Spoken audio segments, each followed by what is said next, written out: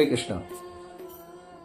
এই বছরে আমরা যে দুর্গাপুর থেকে মায়াপুর ক্যাম্পে এসেছি, এই বছর আমাদের অনুষ্ঠানের বিশেষ আকর্ষণ বা বিশেষ সুযোগ রয়েছে ধাম সেবা।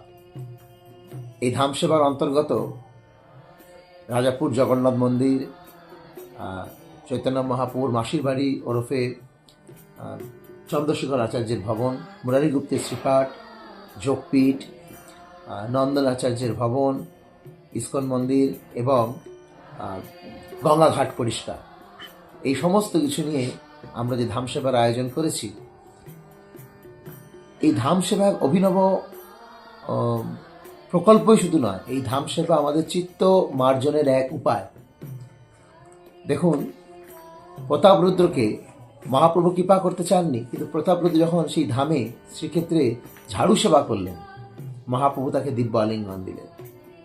শ্যামানন্দ প্রভু, যিনি ছিলেন দুঃখী কৃষ্ণ দাস, সেই শ্যামানন্দ প্রভু শ্রীমতী রাধারানীর কৃপা পেয়ে শ্যামানন্দ হলেন কিভাবে? সেবাকুঞ্জে জীব গোস্বামীর নির্দেশে ঝাড়ু সেবা করে।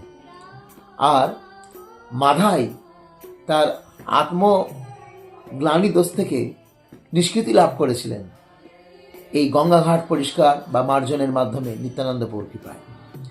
তাই আমাদের মনের মধ্যে, চেতনার মধ্যে শত সহস্র অপরাধ, শত সহস্র পাপ রয়েছে।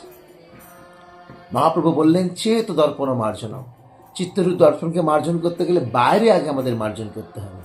যখন আমরা অনেক ধনী, অনেক শিক্ষিত, অনেক কিছু অহংকার নিয়ে ফুলে ফেপে থাকি, তখন আমরা যখন এসে এই ঝাড়ু সেবা করব, নিম্ন সেবা করব, যদিও এটা নিম্ন সেবা নয়, কারণ ধামের মাটি হচ্ছে চিন্তামণি, তারপরেও আমার কাছে মনে হচ্ছে নিম্ন সেবা করব, তখন আমাদের চিত্তশুদ্ধি হবে। নিশ্চিত রূপে নিত্যানন্দ প্রভু, শ্রী চৈতন্য মহাপ্রভু এবং আমাদের আচার্যবর্গরা অনেক খুশি হবেন যদি আমরা এই ধাম সেবা করি।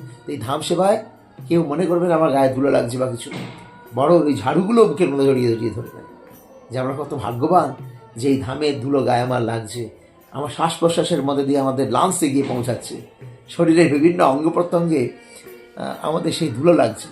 তাই আসুন এই ধাম সেবা করি এবং মুখে সবসময় হরি হরি হরি হরি উচ্চারণ করতে করতে এই ধাম সেবা করি। হরে কৃষ্ণ। ধন্যবাদ।